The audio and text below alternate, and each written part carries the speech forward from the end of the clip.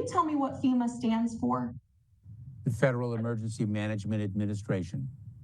Excellent. So since FEMA has been now deployed to the border, that would stand to reason that there is an emergency on the border, correct? Congresswoman, perhaps you did not hear me when yes or no will suffice. We have a very serious challenge at the border, and we are tackling it. So FEMA being the Emergency Management Administration, they deal with emergencies, and they are now being deployed to the border. And it's not an emergency? Is that what I'm hearing? Congresswoman, if you'll allow me, FEMA, the men and women of FEMA, have tremendous capabilities, operational capabilities to address challenges that we confront in a series of our mission sets. I guess it's no longer FEMA, ladies and gentlemen. It's the Federal Challenges We Face with Varying Mission Sets Management Agency.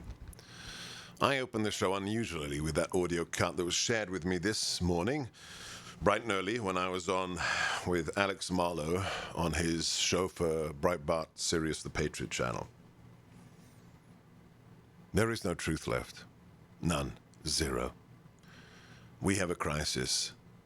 We have a monumental crisis on our southern border that was chosen. It wasn't foisted upon us.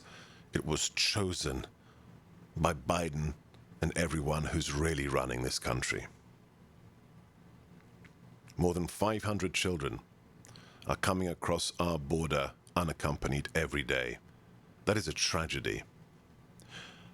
But don't call it an emergency, because I'm a Democrat appointee in Biden's administration. I'm the Secretary of Homeland Security, and I'm going to lie to you. I'm deploying FEMA, but it may have the word emergency in its name, but it's not an emergency because I'm a liar, and the truth doesn't matter because I'm a Democrat. This is personal for me, because the whole justification for the travesty that is occurring on our southern border is that these are asylum seekers. Not economic migrants, but asylum seekers. That is a lie. My parents were true asylum seekers, true refugees. And let me tell you a story of what an asylum seeker, what a refugee really is. My father loved his country. He fought communism at the age of 18 after it took over his free country of Hungary. For 2 years, he connived, he plotted to undermine the communist dictatorship that had instituted its stranglehold over the free people of that nation and so many, many others. Eventually, he was betrayed by a British double agent called Kim Philby. After that, he was arrested by the communist secret police, tortured in a way that left marks on his body till the day he died, and then given a life sentence at the age of 20.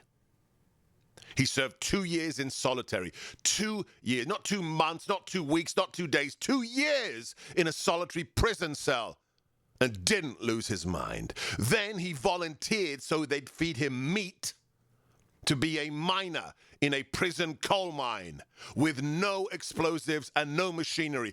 Pickaxes and chisels in a mine shaft for 2 years as slave labor.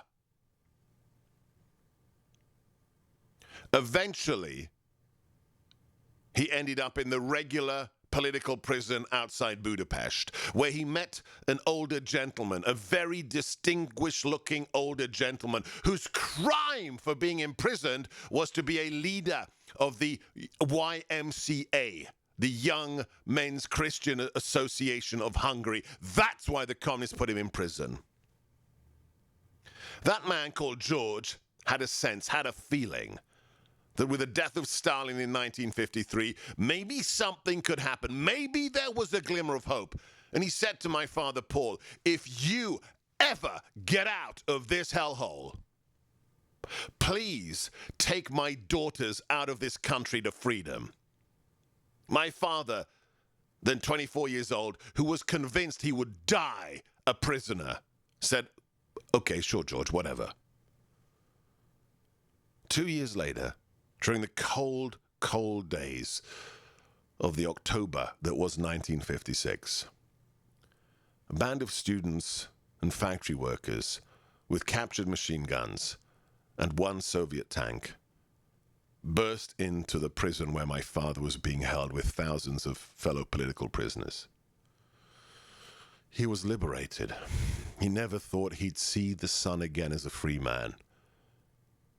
And he smelt the air of freedom. A few days later, he found through a friend, through a relative who was a typist in the Interior Ministry, that his name, Paul Gorka, was on a shoot-to-kill list. He realized if he stayed there and was captured, he wouldn't go back to prison. He'd be shot in the head and kicked into the gutter. With a heavy heart, he decided he had to leave. He told his widowed mother, "I'm sorry, I have no choice." He remembered the promise he made to George, looked his name up in the phone book. The family home was there. He walked across Budapest, knocked on the door. George had also been liberated, and he said, "It's me, it's Paul. I have to leave now. Where are your daughters?" In the middle of the night, they set out. One of them, 17 years old, the other 15. The 15-year-old had to turn back. She had polio and couldn't manage in the cold November. That young girl, called Susan, and my father, Paul, clinging to the underside of a train, the undercarriage, made their way to the Austrian border. They gave their last money and my father's gold fob watch to a local farmer to escort them across the minefield and through the tripwires to Austria. Susan set off a trip flare, but luckily before the border guards could kill them, they made it to safety.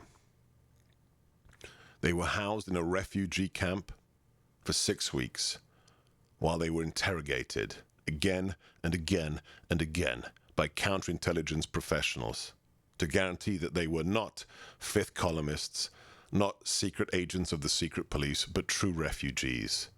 And that if they went back to Hungary, they would be killed. Because that's what a refugee and asylum seeker is. It's not somebody who wants a better life for their children or a job. It's somebody who will be killed or persecuted if they go back to their country. Biden isn't doing this for asylum seekers like my parents. He's doing it so he can have millions of people come into this country, be given amnesty by his government, and become Democrat voters. It is the most cynical, evil thing I have seen an American government do since we interned the Japanese Americans under another Democrat president during World War II.